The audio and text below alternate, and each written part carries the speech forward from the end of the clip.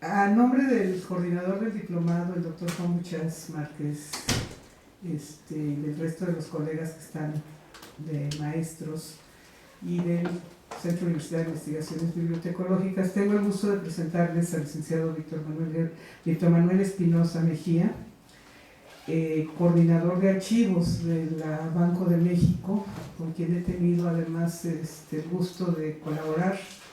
Él les va a el licenciado es economista, para que no se extrañen que aquí entramos de todo, pero además es especialista en análisis de riesgos, y creo que esa fue la razón por la cual fue a dar a los archivos, no me recuerdo. Tiene una gran experiencia en Banco de México, es de las gentes que más conoce el banco, y ahora sí lo dejo con ustedes para que él presente la conferencia. Al final hay ronda de preguntas, como siempre, para platicar con Víctor. Gracias. Muchas gracias, Alicia. Bueno, pues como ven, en el Banco de México predominamos obviamente los economistas, tenemos unas funciones sustantivas que son pues, proveer a la economía de papel moneda, medios de cambio, mantener los sistemas de pago, mantener el sistema financiero y la estabilidad financiera y mantener la estabilidad de precios.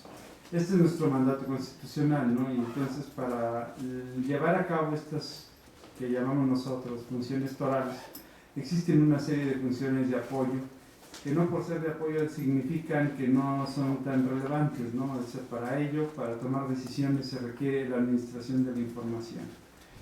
Entonces, una vez que decidimos entrarle al problema de la administración de la información, pues esto requería un modelo basado en algunas experiencias y en las mejores prácticas. O sea, en el Banco de México no somos dados a improvisar, analizamos las mejores prácticas y vamos viendo qué es lo que se ha hecho en otros lados, cómo lo han implementado, y en este caso pues nos dimos cuenta que había una vulnerabilidad que era la continuidad operativa del banco.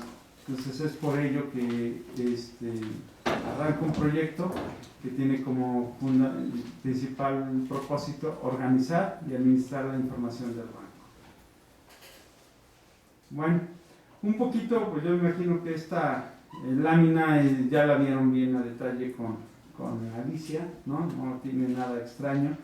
Entonces, ¿qué debemos entender por los archivos digitales? ¿No? Entonces, pues obviamente es un documento digital que debe tener al menos un contenido estable y una forma fija, los contextos administrativos documental y que deben ser identificables a través de vínculos con otros documentos. ¿Qué quiere decir eso?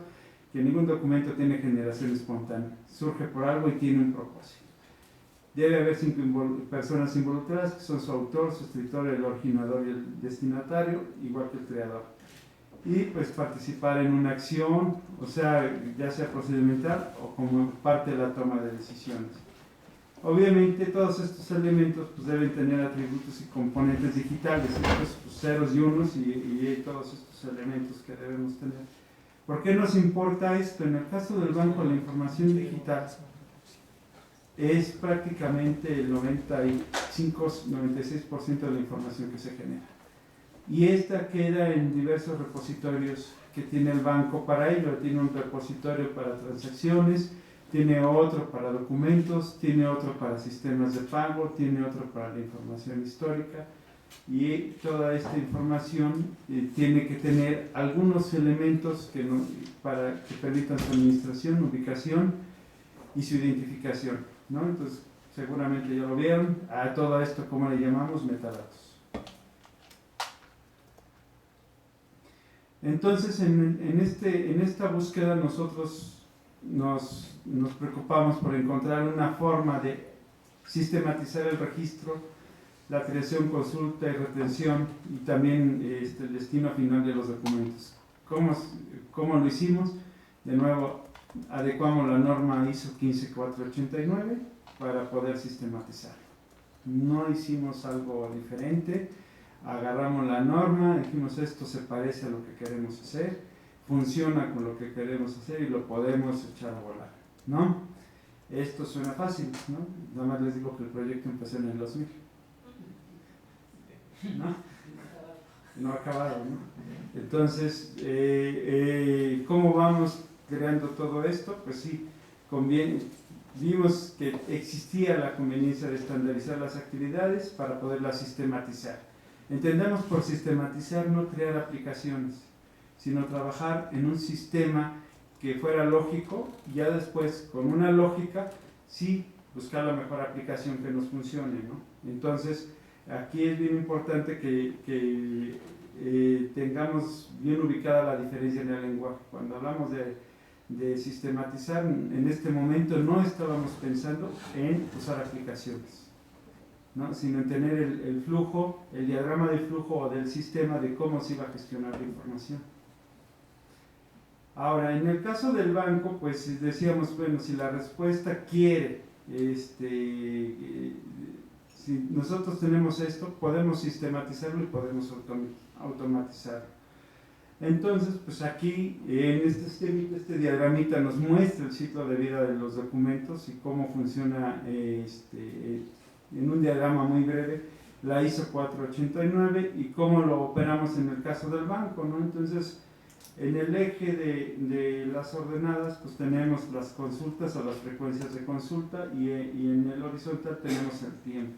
Entonces, obviamente, cuando un documento se crea, pasa a un registro por la unidad que lo crea. Cada unidad tiene el derecho de definir qué documentos genera.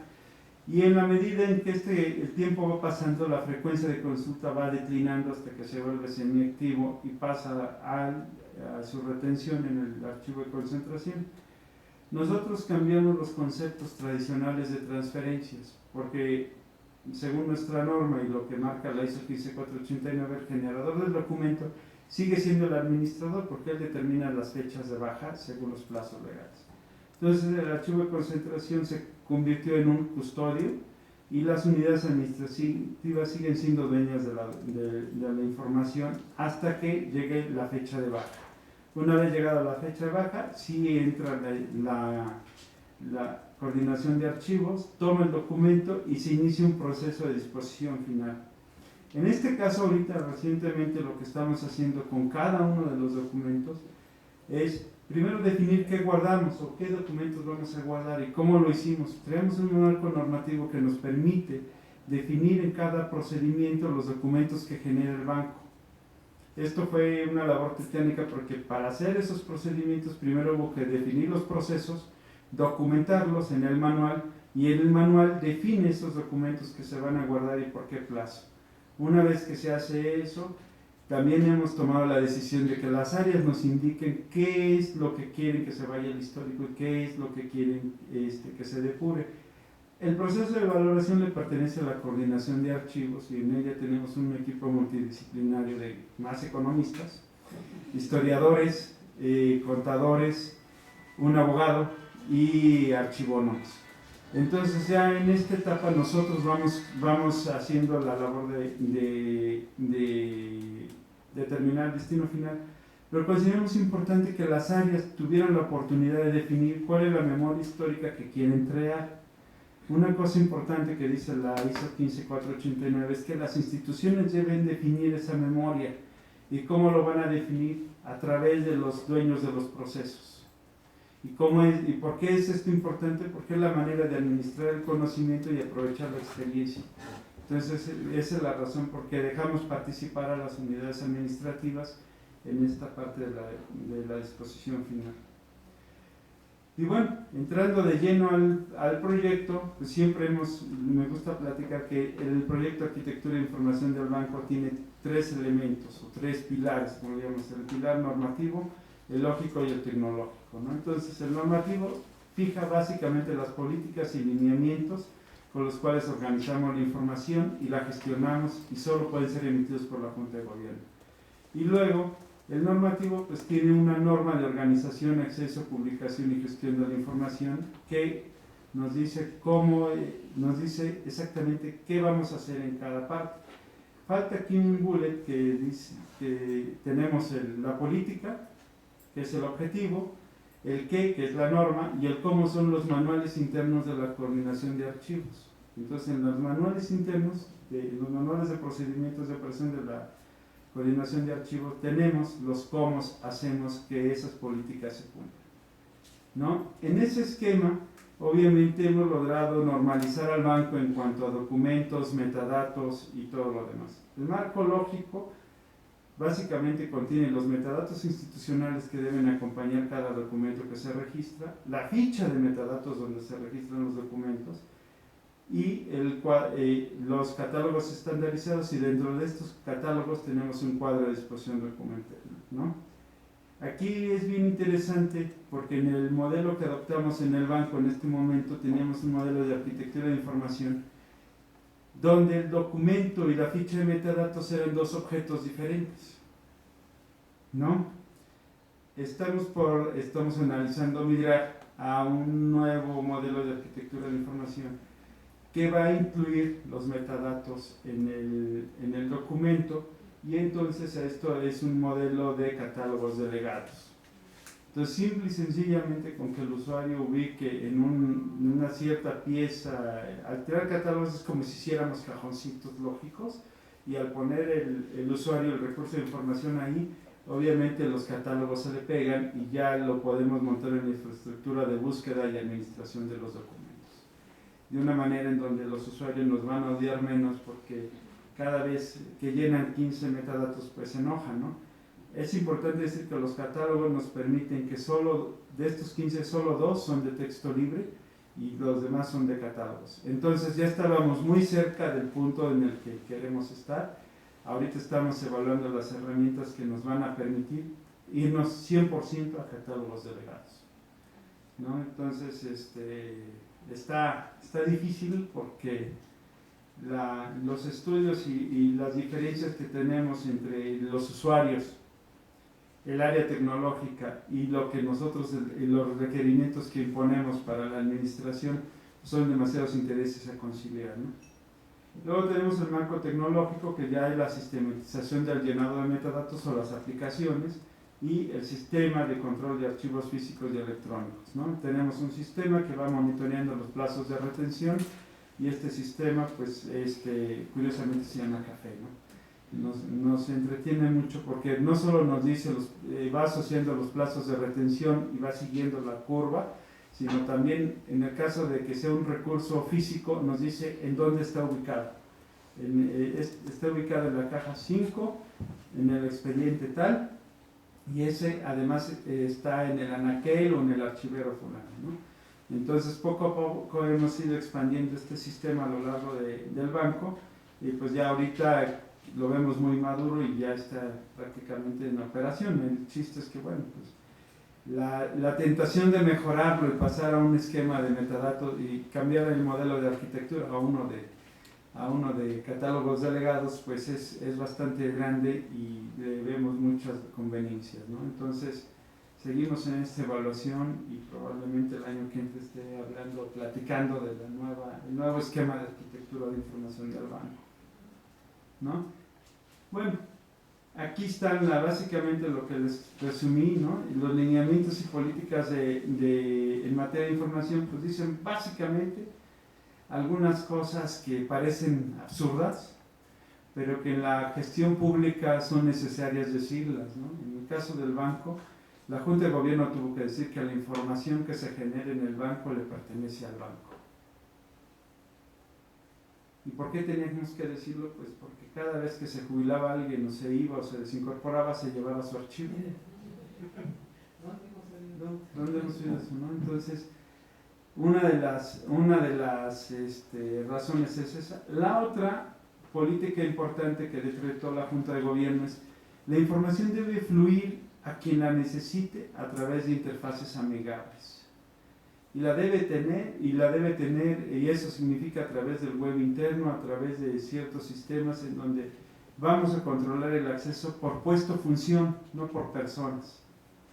Entonces, en el momento en que yo deje de ser el coordinador de archivos y pase a otra responsabilidad, pues entonces en ese momento el que nombre el coordinador de archivos va a tener el control de mi puesto y función y de todo lo que hay debajo con ello, ¿no?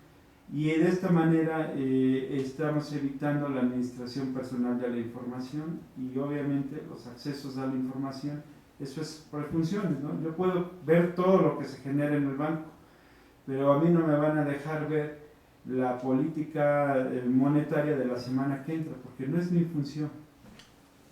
Si estuviera en el área de operaciones de banca central, ya estaría yo preparando cómo amanecer el lunes y qué operaciones voy a realizar, ¿no? Pero este esquema ha sido muy interesante implementarlo, y obviamente en el caso del banco, pues romper paradigmas muy grandes, porque a todos nos gustaba ver que le dabas clic a la carpetita y yo era el dueño de ese nicho y todo el feudo que había debajo, ¿no? Ahora, la otra es, la tercera política es, la información debe gestionarse con los criterios y la normatividad que para ello se determina. ¿Por qué? O sea, porque cada unidad administrativa tenía sus propios criterios de administrar la información.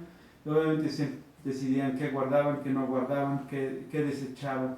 Entonces yo les puedo platicar, por ejemplo, en este caso, con este modelo de arquitectura, algo muy sencillo, ¿no?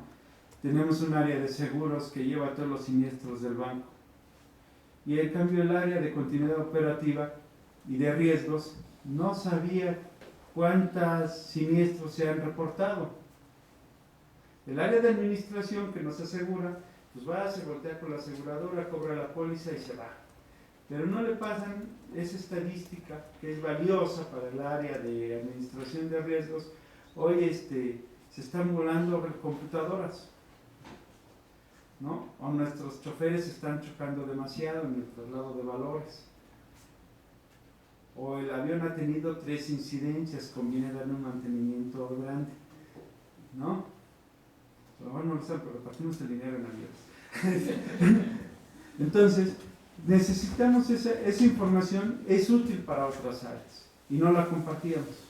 Entonces, este ejemplo sencillo, en actividades no sustantivas, pues les puede platicar, les puede dar una idea de qué podía ocurrir en las sustantivas. Ahí sí no se prestaban, pero ni el agua. En el caso del marco normativo, como les comenté, tenemos unas normas administrativas que básicamente regulan, obviamente, la identificación de los documentos de archivo en todos los manuales de todos los procedimientos del banco, el registro con metadatos, ¿no?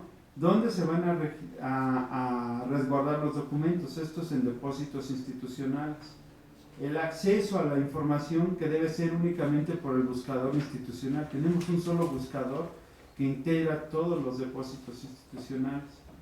¿Qué información se va a publicar y cómo va a ser la gestión? O sea, los plazos de retención en el archivo de concentración y en el archivo histórico. Aquí lo importante, en el caso, por ejemplo, de publicación, logramos hacer que los administradores de documentos y los depósitos institucionales resguardan la información y la sacamos hacia afuera en el web interno y web externo a los usuarios que la requieran. Entonces hicimos de las páginas web visores. La gente accede a nuestros sistemas a través de visores. Y ya no tenemos una plataforma y un servidor para el web, sino únicamente tenemos un administrador del contenido que apunta hacia donde está la información resguardada. En ese ínter hay un chorro de seguridad que nos permite mantenernos todo el día operando, ¿no? En el caso de los manuales de procedimiento de operación, esto se los acabo de contar, ¿no? Deben definir los documentos de archivo, y en el caso de los nuestros, pues básicamente tenemos 3. El que da los accesos, que es el manual de grupos de acceso a la información, básicamente dice: la información debe fluir por puesto función. La custodia de documentos en el archivo de concentración, que almacena los documentos registrados, ¿no? Y realiza la valoración. Los procesos técnicos, que va identificando todos los archivos que van de alguna manera ser parte de la historia, y va completando los metadatos. También tenemos otro que son los lineamientos de preservación, con los cuales vamos a mantener la información histórica del banco, ¿no? Aquí es muy importante, porque hemos aprendido que la valoración no nada más significa qué es historia y qué no es historia para el banco, ¿no? Sino qué conviene guardar y si lo podemos guardar. Y esas preguntas tienen que ver mucho con el presupuesto. Si yo decido guardar una serie de tiempo de 10 años de X variable como la tasa de interés, pues no es muy grave, pero si esa variable de 10 años se registra diario, entonces 10 años diario ya es otro conjunto. Pero si además a lo largo del día hubo diferentes cotizaciones desde las 8 de la mañana a la 1:30 que opera el mercado de dinero, entonces ya tenemos otro problema con las observaciones y así va creciendo. Y llega el momento en el que dices, ¿sabes qué? Es imposible guardar tanta información, es imposible estarla migrando, es totalmente inviable. Hacemos un análisis de cuántas veces ha accedido la gente a este tipo de información en los últimos 5 años, que es cuando tenemos ya bien montada la infraestructura de la arquitectura de información y podemos conocer cómo la han consultado, ¿no? Entonces hay áreas que me dicen, oye, ¿por qué vas a depurar mi información? Pues da la casualidad que en 6 años no le has hecho una sola consulta. Y no podemos mantener eternamente ese crecimiento, ¿no? Es muy fácil pensar que la valoración refiere historia o la valoración también debe dar una indicación de que conviene guardarlo porque es viable guardarlo. Tenemos dónde tenerlo, dónde migrarlo, dónde administrarlo, ¿no? Eso es una de las cosas que hemos aprendido, porque cuando nos viene un cambio tecnológico como en Windows 7, aunque parezca sencillo, pues cambian los servidores, cambian un chorro de cosas y luego todo rechina en la maquinaria del banco, ¿no? ¿Cómo ocurre el almacenamiento? Pues cada uno de los procesos del banco va generando documentos, aquí los vemos, el proceso 1 tiene 3 documentos, igual que el 2, y se va haciendo el resguardo en depósitos institucionales, esto va a una base de datos, y dentro de la base de datos tenemos la aplicación que es el buscador, nos permite localizar la información, también tenemos montado el café y tenemos montado el cuadro de disposición documental. ¿Por qué? Porque estos documentos que genera el proceso 1, pues al ser parte de una serie documental, nosotros dijimos que cada proceso genera una serie documental, ¿no? Son documentos similares, atados por vínculos comunes, pueden ser series documentales y tienen el mismo plazo de retención, entonces colapsamos toda esa información en la serie documental y en el cuadro de exposición. Entonces nos ahorró bastante la administración, nos facilitó mucho la automatización.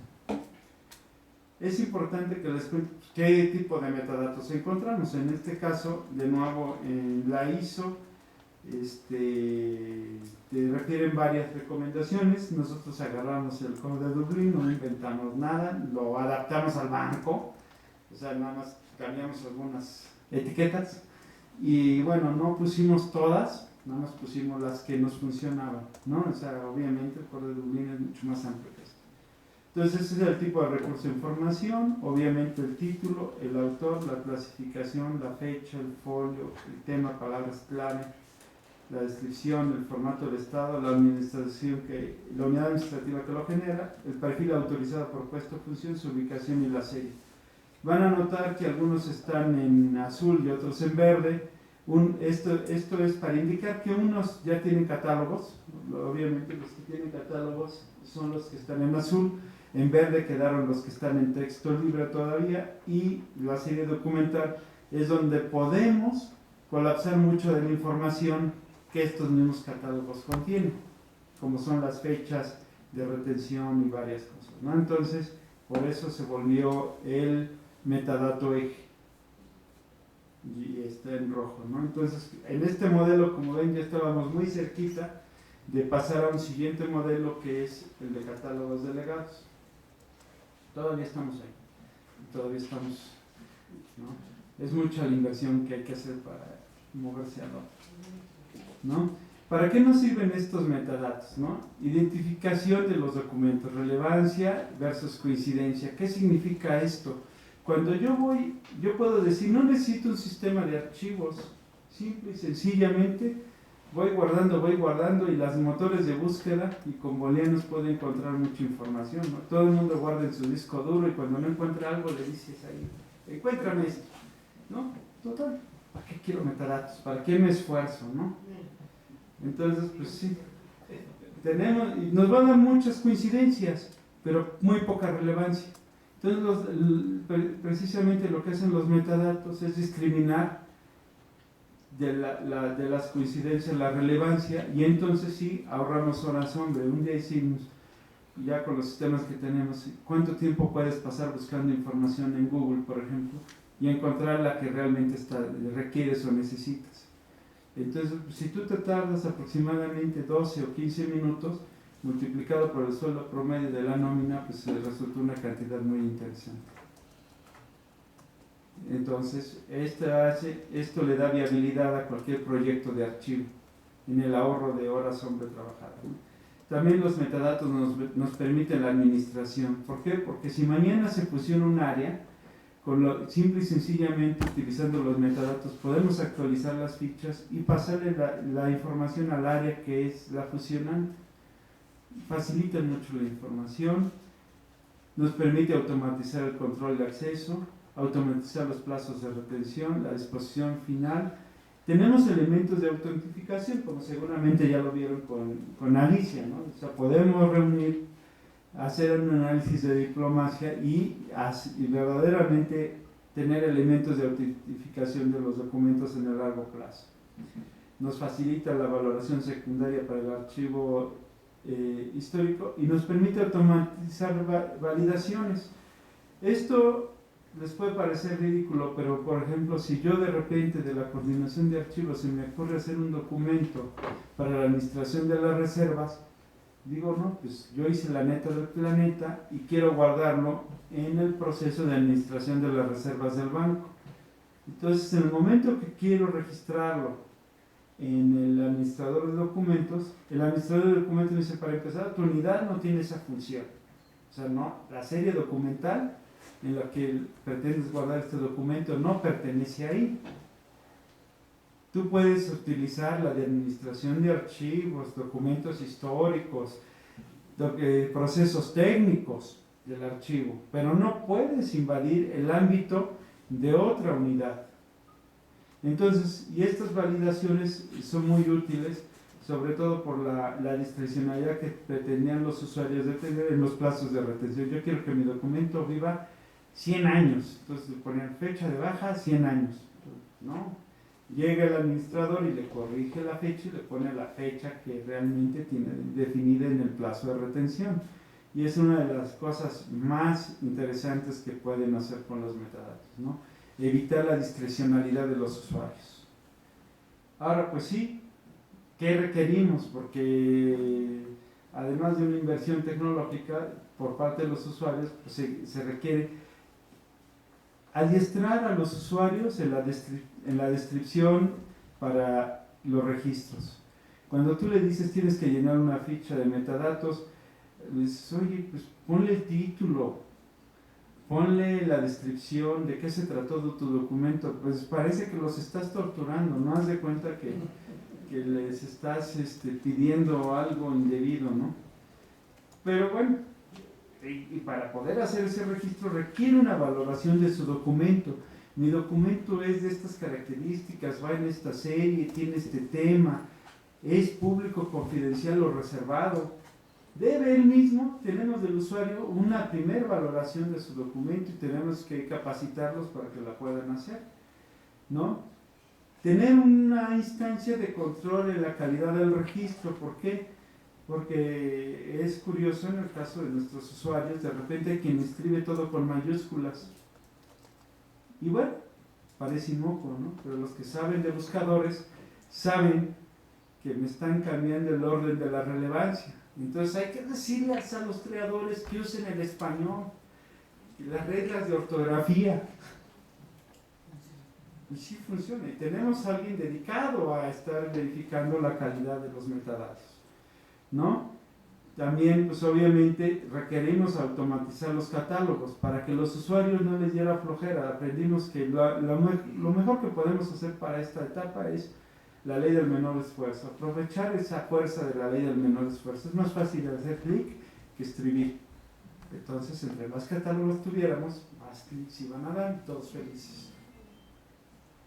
Y luego pues sí, pues de nuevo una segunda instancia de revisión para que los buscadores operen adecuadamente. ¿Cómo funciona en el caso del banco? Además, dentro de cada unidad administrativa tenemos un enlace de archivo. Esto implicó que la coordinación de archivos pues, secuestró un elemento o un empleado por cada unidad que se dedica a esa segunda valoración o a esa segunda supervisión de cómo se están registrando los documentos dentro de cada unidad. Es importante que exista este enlace porque cada unidad de negocio tiene objetivos y funciones muy distintas. Este enlace además tiene una cualidad que tiene que tener el nivel jerárquico suficiente para tomar decisiones, porque si no lo mandan a volar, no lo pelan. Cuando